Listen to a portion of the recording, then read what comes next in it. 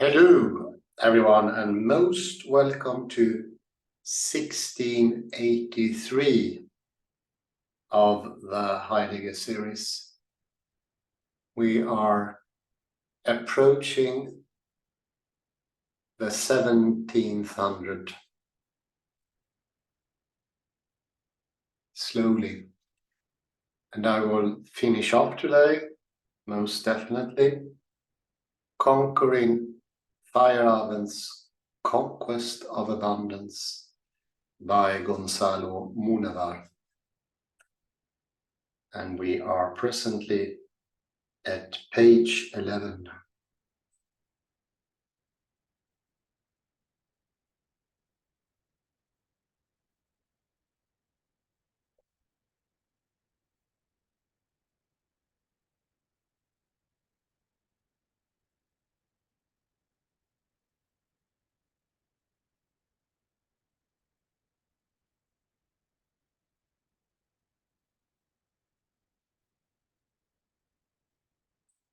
We discussed last time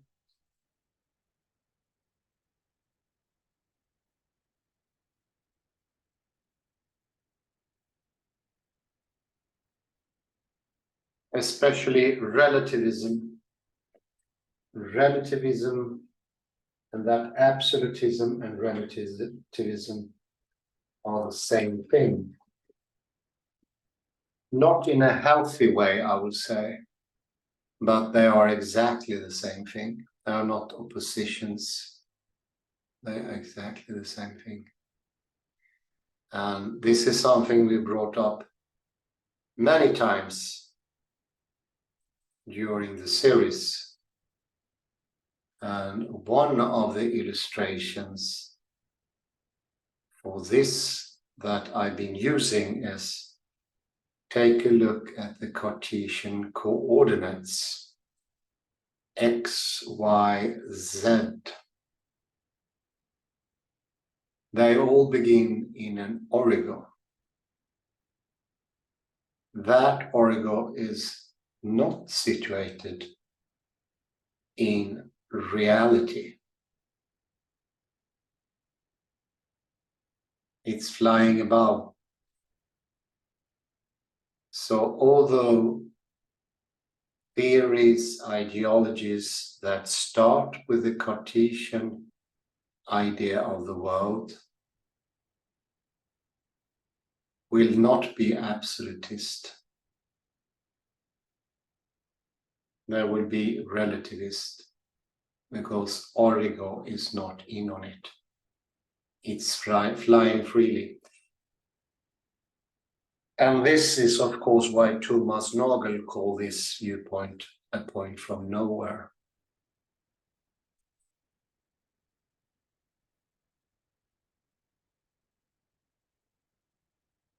And think about it. If you don't have a vantage point, if there is no observer, all you have is absolute relativity. Whereas you put yourself, for instance, in the spot of the origo. This is what you do in quantum mechanics, observer-dependent physics. Then you have a possibility of truthfulness and reality. Newtonian absolutism, classical absolutism, is absolute relativism. Something Feyerabend was very keen on pointing out or clarifying. And I think that's important because all strands of knowledge today are absolutely relativistic by the use of absolutism in the pretense or illusion, may be more correct, that absolutism having an original, having the true atom and so forth, would assure, I think it's like a half-big device that will assure objectivity, truthfulness, and of course workability, but it doesn't. Quantum mechanics absolutely proves that absolutism and relativism are the same. And this is one of the reasons Feyerabend is so different from other philosophers of science, like Popper and his former teacher, I think he was Thomas Kuhn.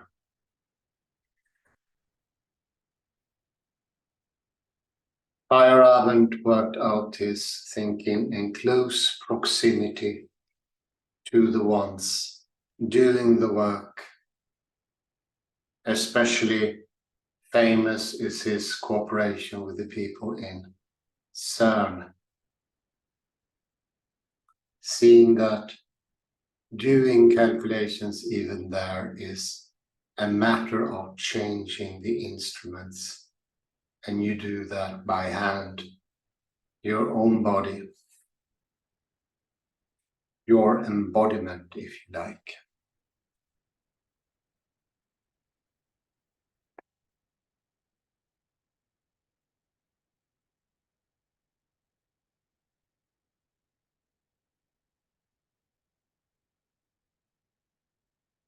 So we'll continue,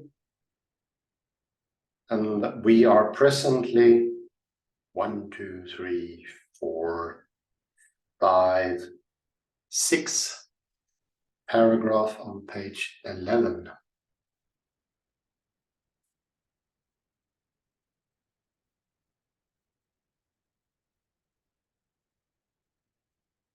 And now we reread the last sentence because it's so quotable.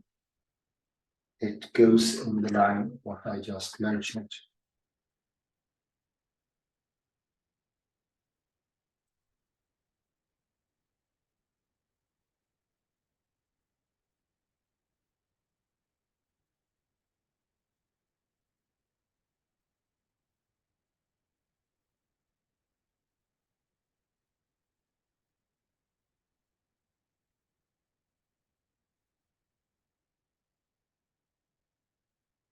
The first option, and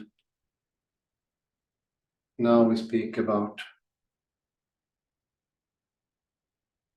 further dependence, is consistent with quantum theory, which suggests that the familiar spatiotemporal properties of elementary particles. I think we can have the text a bit further down this time, like as I raised the screen. Yeah, that's perfect.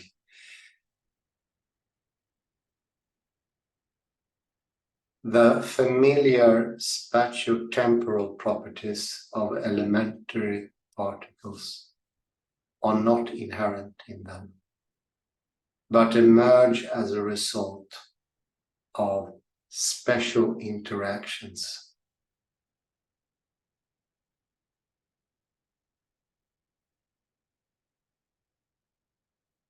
Yet scientific realists prefer the second option.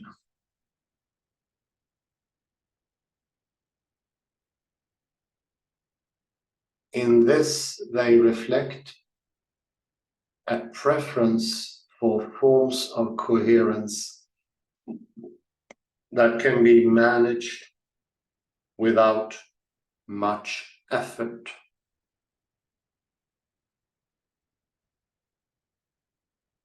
What agrees with a preference is called real.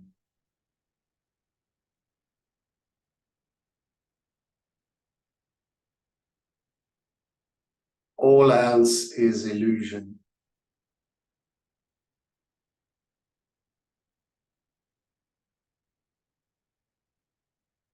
According to Feyerabend, this notion of reality also contains a normative component.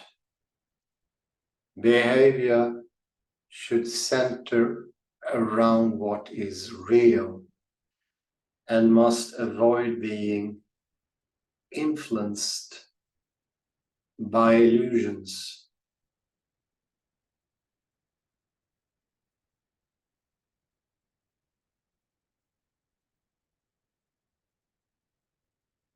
But as we have seen earlier, we have a choice in our notion of reality.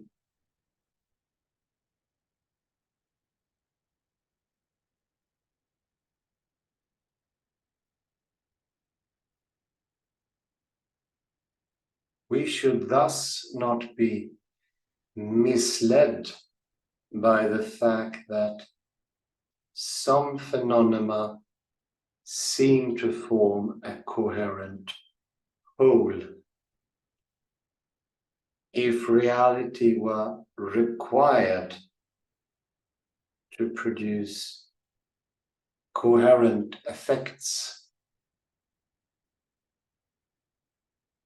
then shy birds, people who are easily bored, and entities defined by statistical laws would be very unreal.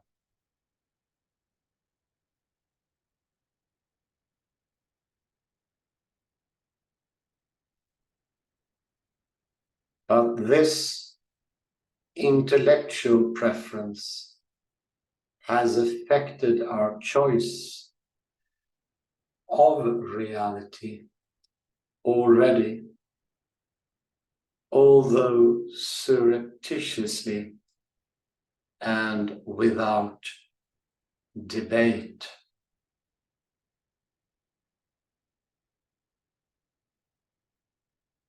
Instead of easy manageability, why not emphasize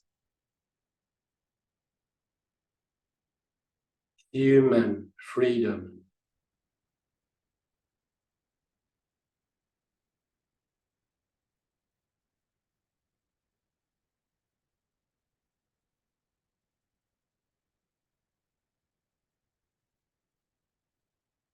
Different values will then lead to different ontologies.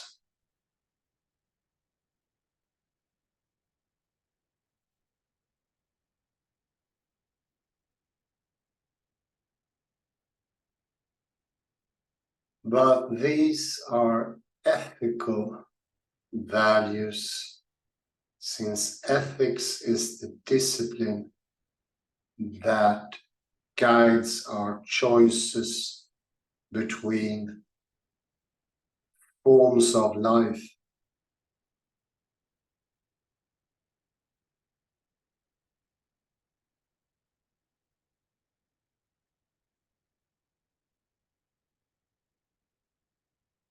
This is not too far, at least in Feyerabend's reading from Aristotle's notion that reality depends on what is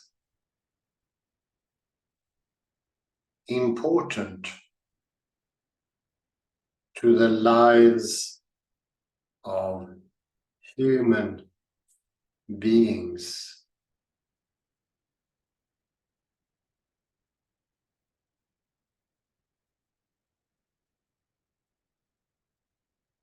In any event, it seems that ethics, having once been a secret measure of scientific truth, can now become its overt judge.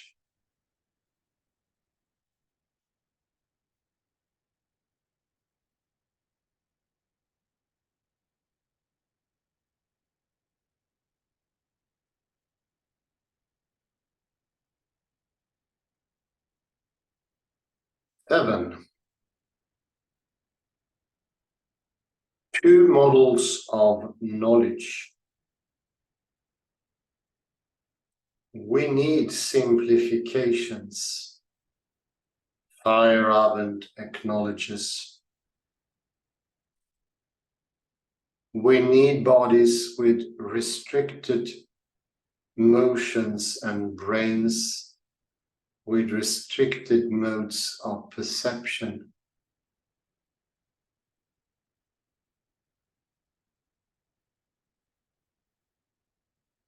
But as we have seen, there are many simplifications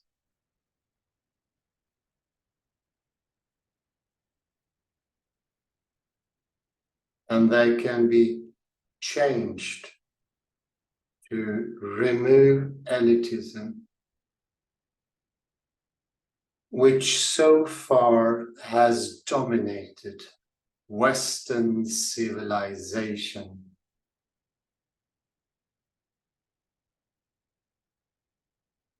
A very important moment in the development of that elitism, according to Feyerabend, was the rejection by Socrates of the Homeric worldview.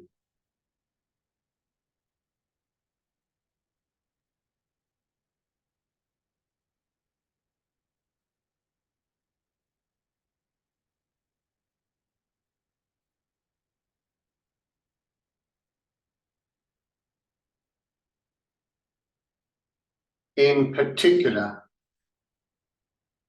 Socrates would ask his fellow citizens to tell him what virtue, justice, knowledge were.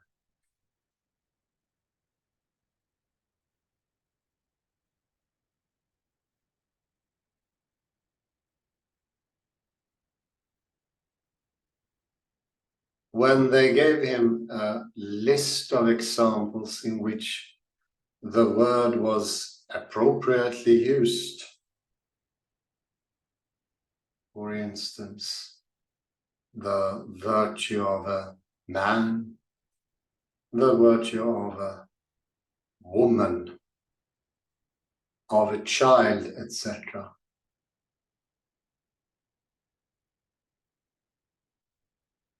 Socrates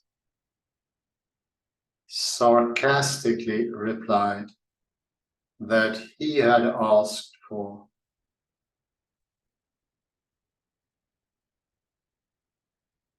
one thing and his interlocutor had given him many.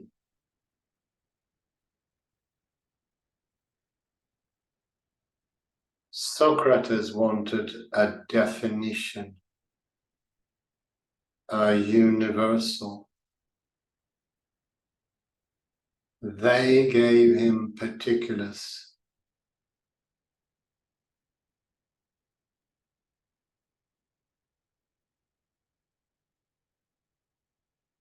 Greeks, Feyerabend thinks, thought in terms of lists. Indeed, the view that giving an account means enumerating instances, not subsuming them under a single term, retained its popularity right into the classical age of Greece.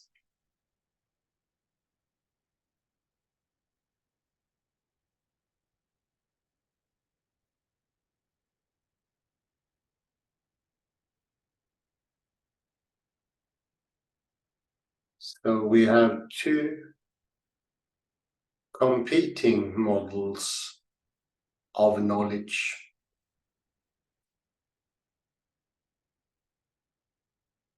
The list model and the abstraction model.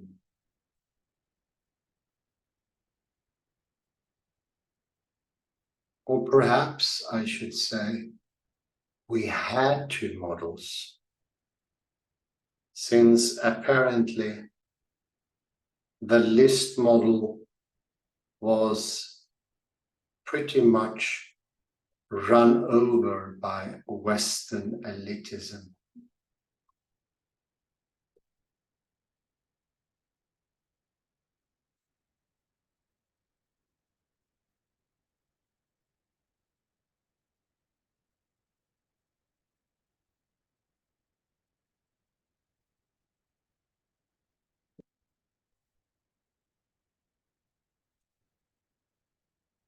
I do not believe that it has died, though.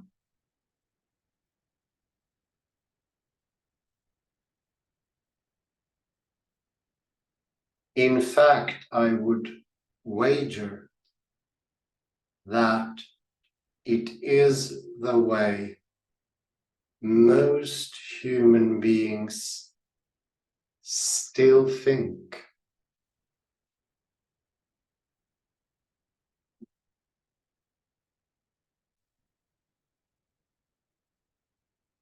And there is a good reason for it.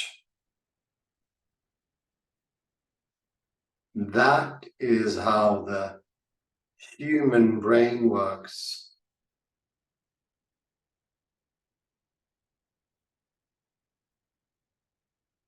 Feyerabend's comrade in arms, Kuhn, was the first philosopher of science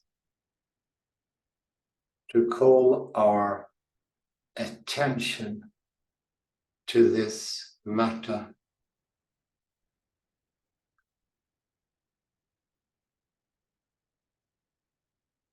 He argued that when scientists practice their trade, they do not apply rules, but instead learn to see problems as being like other problems they encountered before.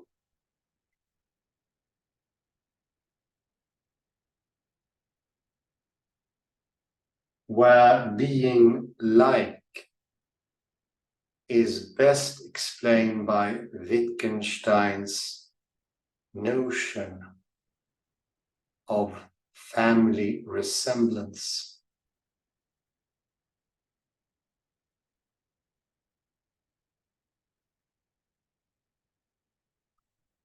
Scientists are thus trained on a collection of particularly instructive examples.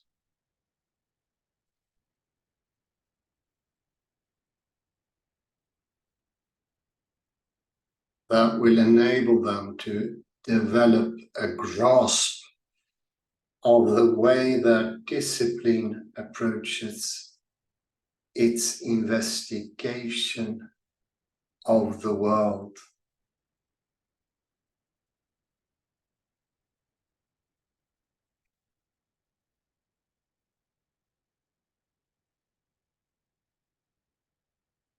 The rules Kuhn would have us do without are the analogues of Socrates' abstract definitions.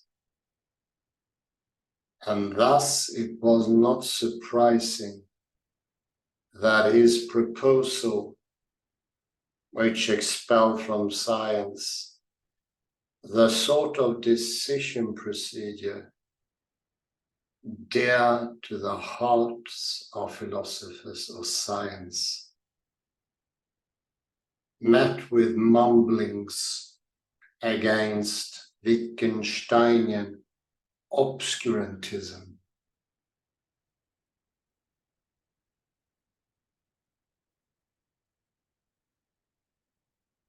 But science has come to Kuhn's rescue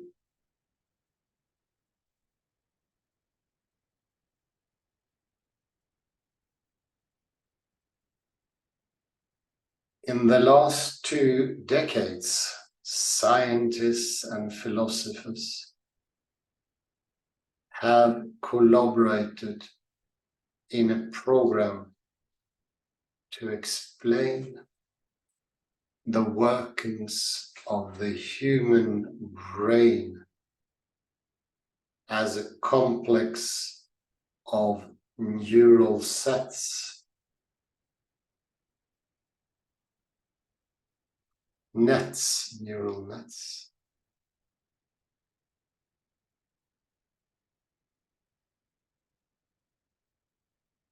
As Paul Churchland explains, a neural net is designed to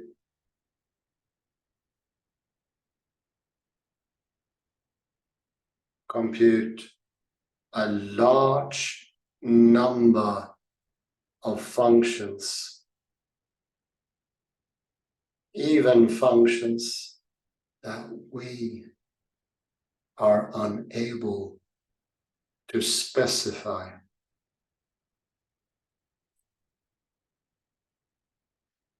So long as we can supply a modestly large set of examples of the desired input-output path.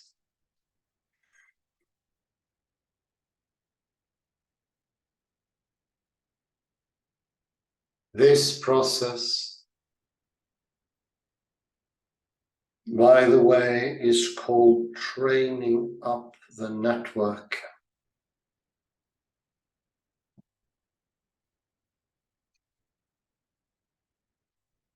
In artificial networks, the error in the output in the first run is calculated and fed back to the units. In the network, this procedure will lead to readjustments in synaptic weights in the network. This is the back propagation algorithm.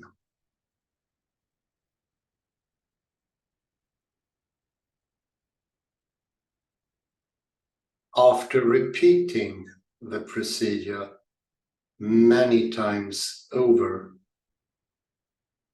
the network will finally assume a configuration of weights that does yield the appropriate outputs for all the inputs in the training set.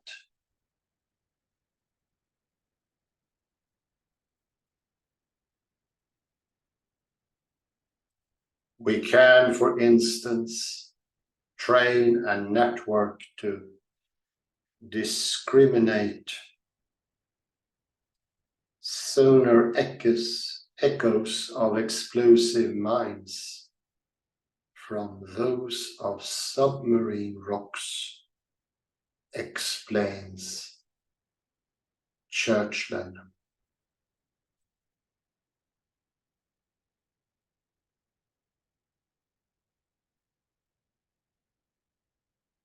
After it has been trained, the network will be able to identify reliable echoes it has never heard before.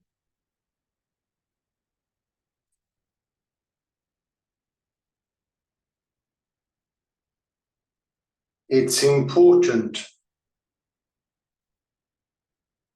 to realize that neural nets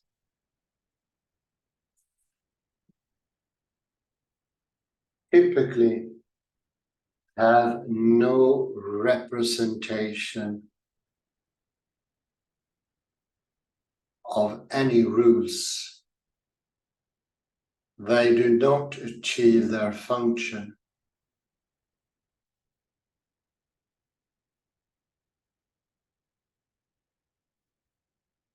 computing abilities by following any rules. They simply embody the desired function as opposed to calculating it.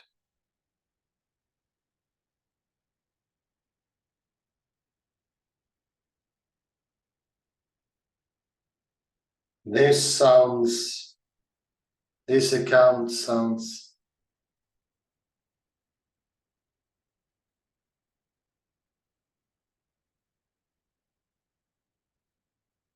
very much like Kuhn's explanation of how scientists typically operate. It certainly seems reasonable to consider it a serious model of the typical workings of human neural nets.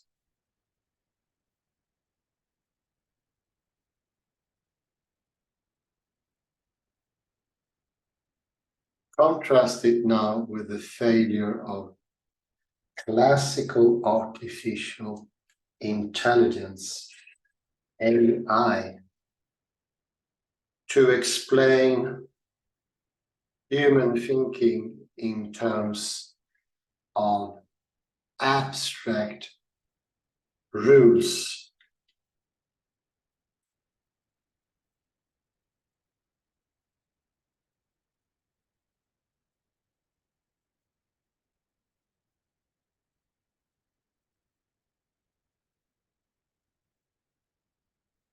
Greek morality at the time of Plato, Feyerabend says, was a morality of instances and examples, not a morality ruled by abstract properties.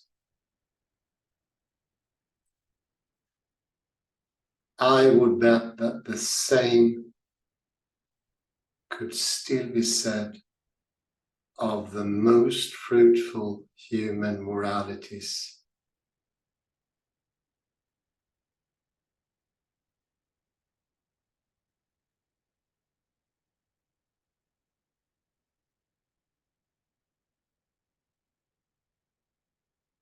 Churchland has developed this very point in a very provocative way. Had Feyerabend lived longer, I suspect he would have investigated Churchland's approach in great detail.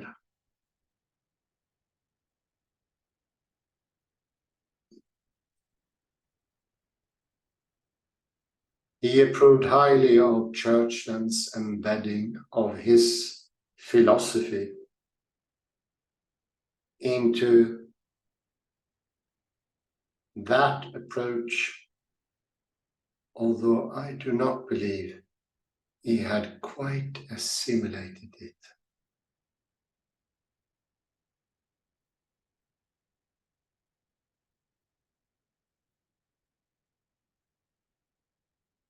Concluding remarks.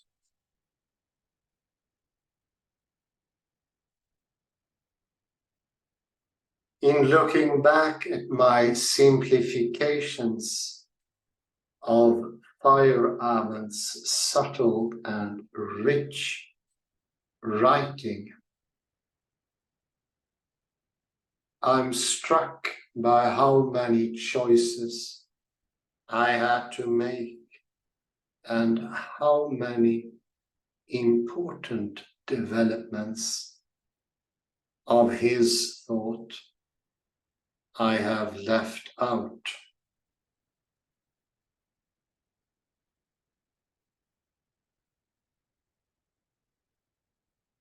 For often what I presented as a point or a premise in an argument was put to multiple uses by Feyerabend.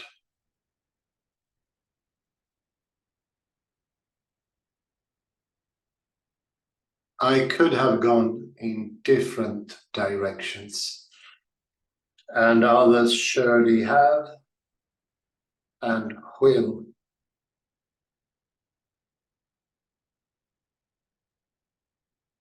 My choices have been dictated by what I took to be significant contributions to important issues in the philosophy of science.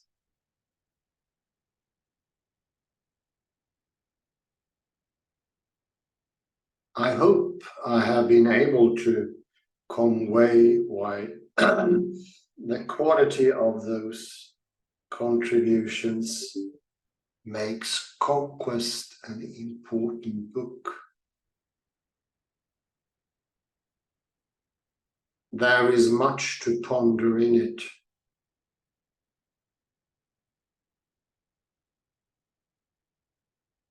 For all its richness, Feyerabend's account cannot escape being a simplification itself. All right.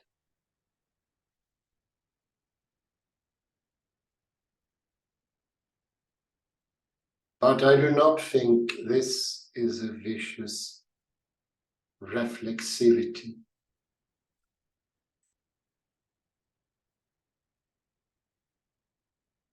Or as we have seen, Feyerabend tell us two things relevant to this issue.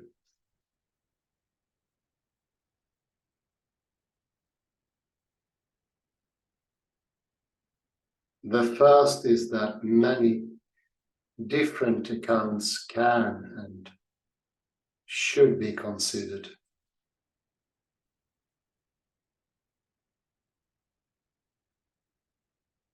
The second is that not all of them will yield results.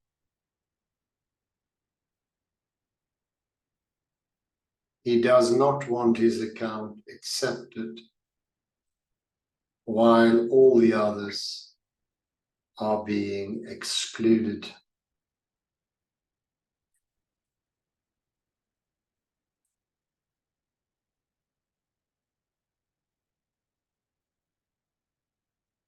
On the contrary, at the same time, he has tried to offer a compelling case for it.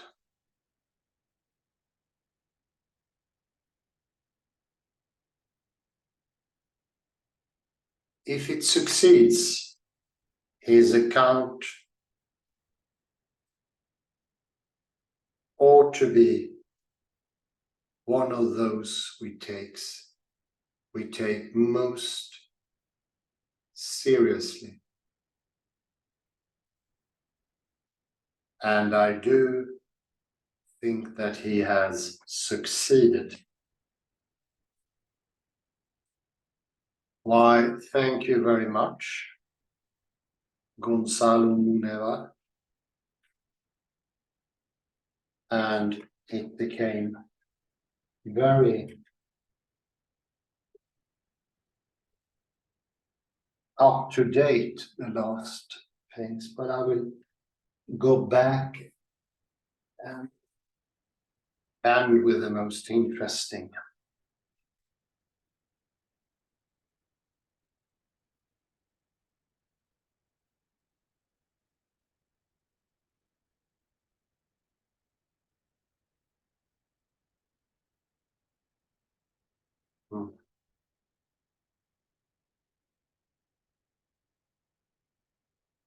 Page 12.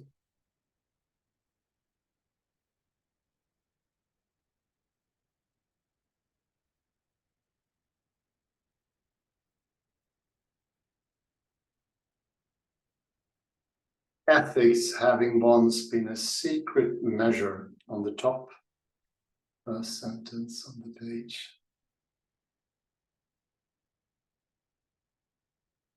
Even a bit more.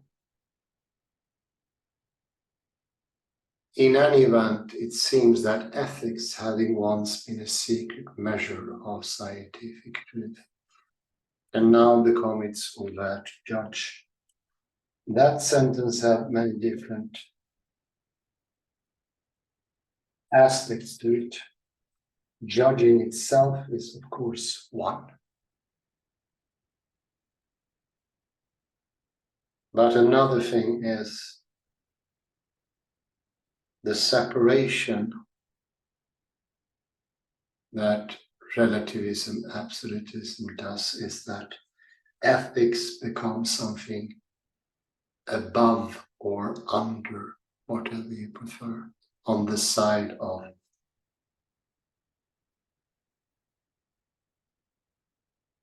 physics, philosophy, science. So science is one thing and ethics is a completely different thing. And I would say this is absolutely devastating. I don't claim it's an ideology. I think it's how knowledge developed in the West. But it's still pretty terrible.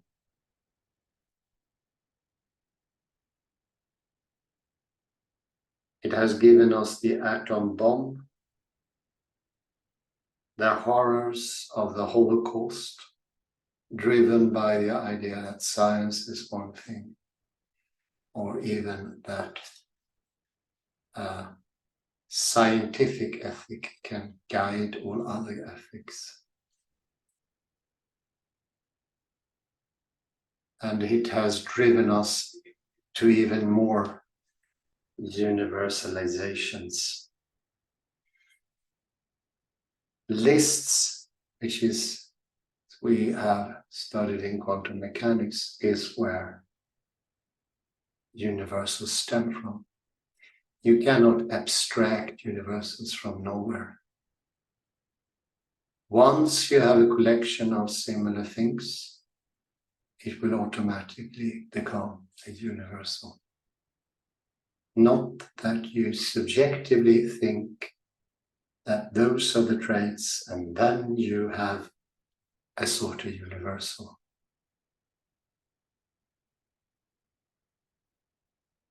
Something that already Socrates and his disciple Plato put us in.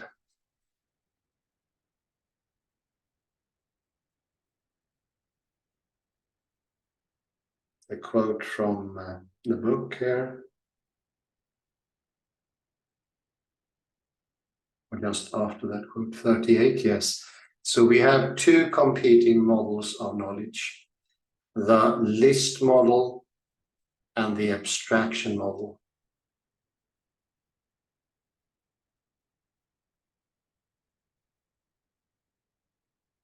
Today,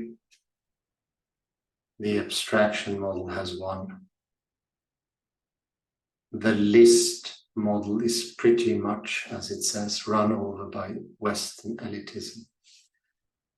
And he's been used for the last 500 years to take away everything valuable in our society.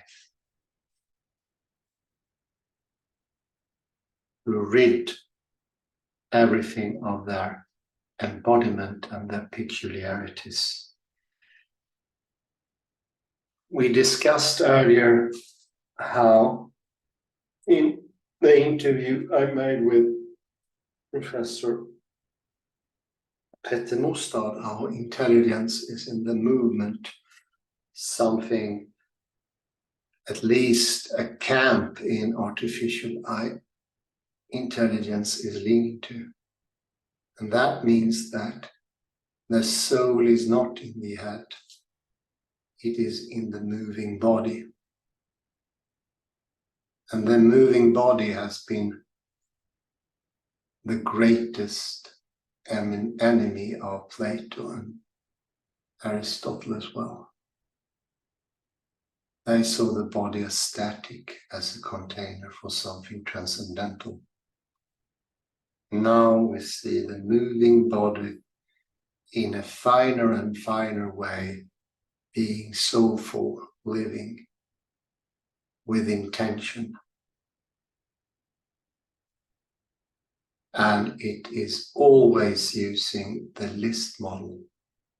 There are no universals like in the computer.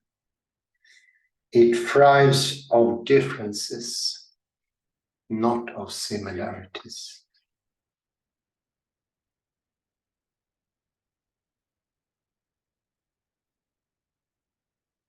Since the Greek influence in Western tradition became strong in the late Middle Ages, the soul became the enemy. And we just want to this brain intelligence or a material intelligence, our instincts and drives. Of course, they are the thing that we share with the animals. We become more mechanic, easier predictable. No wonder, until recently, as stated at the end of the article, at page 13,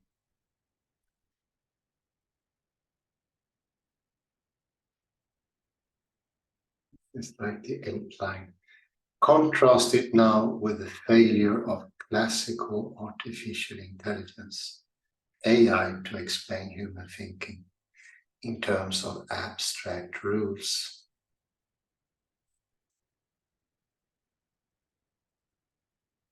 It is there you have contrast. This is how we think about consciousness today. This is what rules psychology, for instance. And there's no chance of any soul there, that's for sure. We are as reductionist as the atoms that we supposedly have around us or that construct us. So you see how this view of a soulless person also strengthens that there can be no morality. It can be only a technology-led ethics. And we try to get rid of the living soul, the moving, whatever it was in the olden days when knowledge was important at the universities. Learning by heart, which is a melody, iteration, replaced by having the Platonic form of something, knowing the fact, or I think there wouldn't be one true academic today in the new model of academia who wouldn't think that learning the encyclopedia by heart would consist in knowledge. I ask many people, they all say that's the top of knowledge. I say a computer can do that. And then they often respond, well, more effectively. This model, so clearly revealed by Feyerabend, makes us less, makes us automatic, makes us determinist. And we try to sort of embody that mechanical view.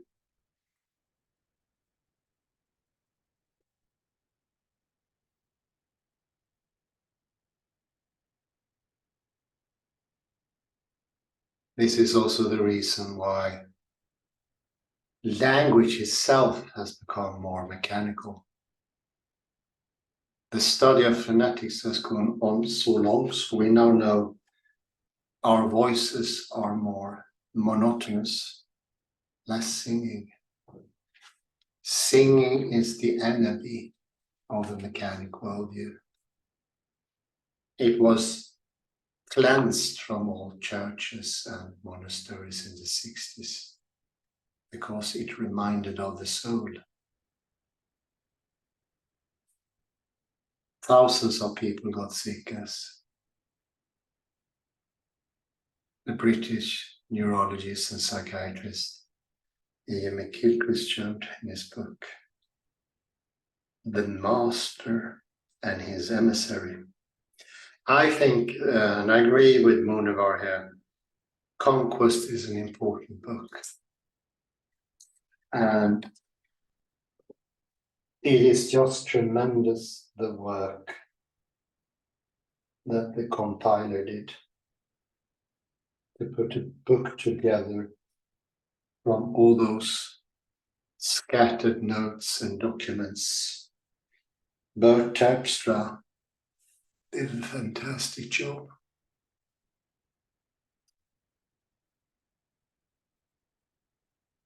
And I think abundance is not gone. I think we can retrieve abundance. Science is, of course, one, but now it is coming on strongly in neurology, in movement, in science of cognition, and I think next stop would be philosophy of consciousness. And what Churchill described here has been furthered a lot since that time. It is actually describing Bayesian mathematics, how a system can be self-learning without being like the academic encyclopedia idea, that there is just a collection of information without intention, will, or any sort of discrimination. Just gather everything on an actual equal footing. Maybe some comments from my dear colleague Kalle here.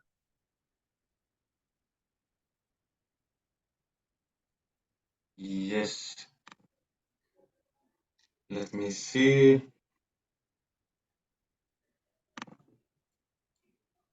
I can open this document. It's about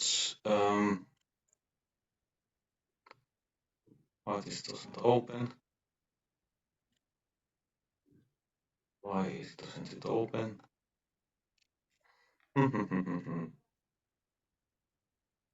A rebellious machine. Let's see. Okay. Okay, now.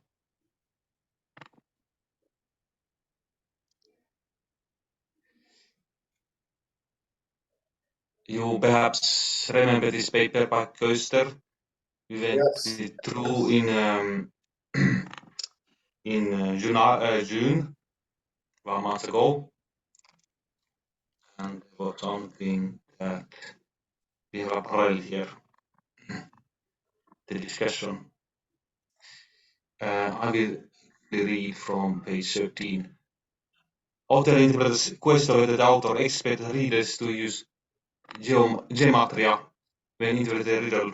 They propose that referring to the piece number as the number of a person should be understood generically as a human number. In Revelation 21:17, the word anthropo does have the generic sense of something human rather than indicating a specific person or man, and that the same connotation could also work in 13:18. Interpreters who follow the generic interpretation propose that 666 is used to signify humanity in general, since people were created on the sixth day, and so forth. So you have here, again, as in the paper by in this review by Munevar, the generality, that is, we have. Oh yeah, yes. Wow. And in my opinion, I think that they're complementary. We need probably both the abstraction, but also the risk model. Or although I think the risk model is more important, but because it's grounded in reality. Yeah. We studied for last fall the book by these two scientists, the Harvard lawyer, what is his name again? The Harvard lawyer and the quantum physicist, who said that there are no abstract laws in the universe, but they created after things happen. The economist Roberto Ungar. Yes, excellent, Robert yes. Ungar. Even the laws of universe, they adopt to us after something has happened. Oh yeah, Mm. definitely. So there are no abstract rules. So even though I try to be kind here, so to say that both are complementary, we should still, I think, say that this model is more important. Oh yeah. Because it's based after things happen, so to say. Okay, we do have some general rules like do not kill. I think everybody would agree, but there are a lot of specifications. These examples, perhaps in this case, you can kill an animal if you are very hungry, and so forth and so forth. Yeah. And then rules can also be flexible to a certain degree. There are list examples. There are not absolute rules in somewhere in the Platonic world that say this and that. Perhaps there are generic, it's like do not kill, but then a lot of exceptions in a way. These examples that adapt after to our behavior. Yes, and it's interesting. Churchland here, he sort of saw it coming, but this was some time ago, 91, I think. But now we see intellect, or the higher spiritual, is the movement of the body. Only the fractal movement, we know that by calculation, can contain an infinity of knowledge, understanding. Whereas the idea of the brain, as explained here, being some sort of storage or representation, or the Socratian idea of just universals, makes an incredible difference. So speaking of Churchland, is he still important? In what way is he important? What do you know about Churchland? I haven't kept up with, I think they usually say the couples Churchland. I haven't kept up with him. Mm-hmm. Patricia Churchland is his missus. He's born 42, so he's aged 80 today. Oh yeah. Oh, 81 almost. So what is his latest book? The latest is from 2007, I think. Neuro-Soviet work. So Plato's Camera, 2012 actually, excuse me. 2012, Plato's Camera, how the physical brain captures the landscape of abstract universals. Interesting. Well, let me see what else. Let me see. There are many things that we could comment on, but perhaps we should mention this about in the beginning we have this sentence about incommensurability. This is it's a hard word to pronounce, yes. And this is where we're living now. We see the abstract as a denominator of what is accurate. And that leads to incommensurability. It leads to both good things and bad things, but one thing is relativism. But that's not the only thing, of course. There are good things as well.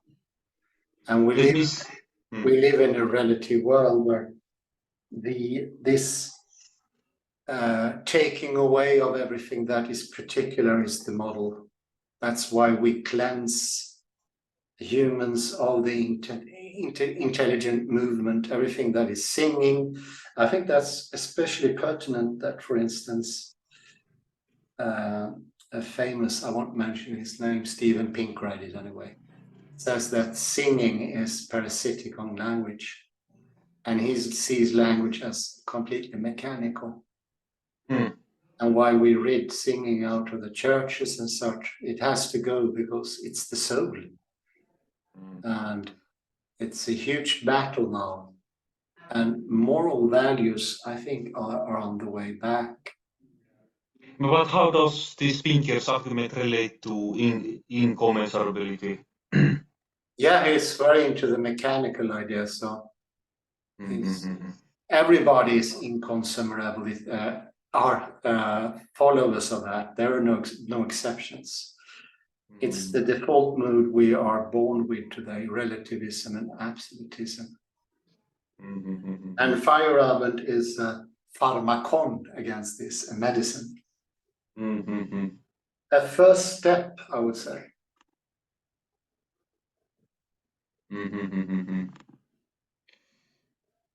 Let me see. It occurs 8 times in this paper, in this review.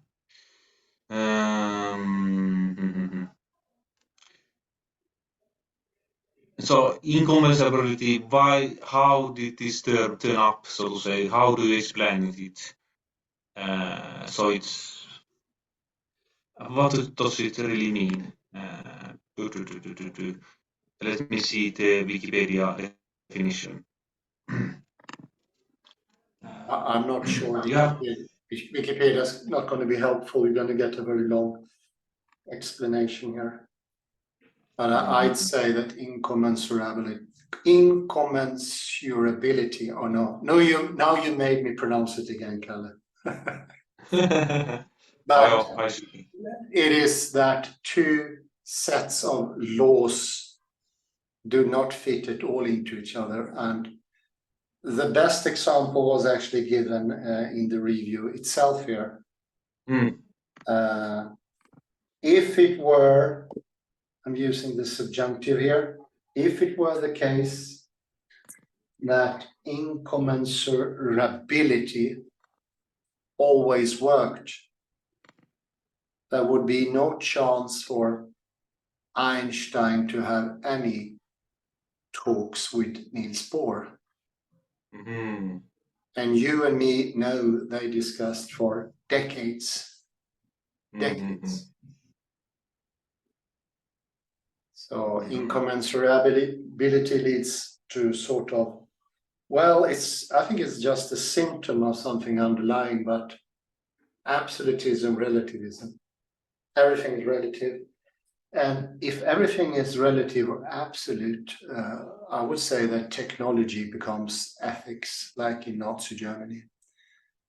I read a book recently by, what's his name, Sebastian, and astonishingly a lot of people in doing those horrible things in Nazi Germany were good people of good moral standards. But since morale doesn't have the higher lead, it is not the most important thing anymore, as proven by the Milgram experiments, but many other things. It's at best third place, but the idea of a science is more important, and thereby morality becomes something secondary with terrible consequences, of course. I think we're going a bit over time here.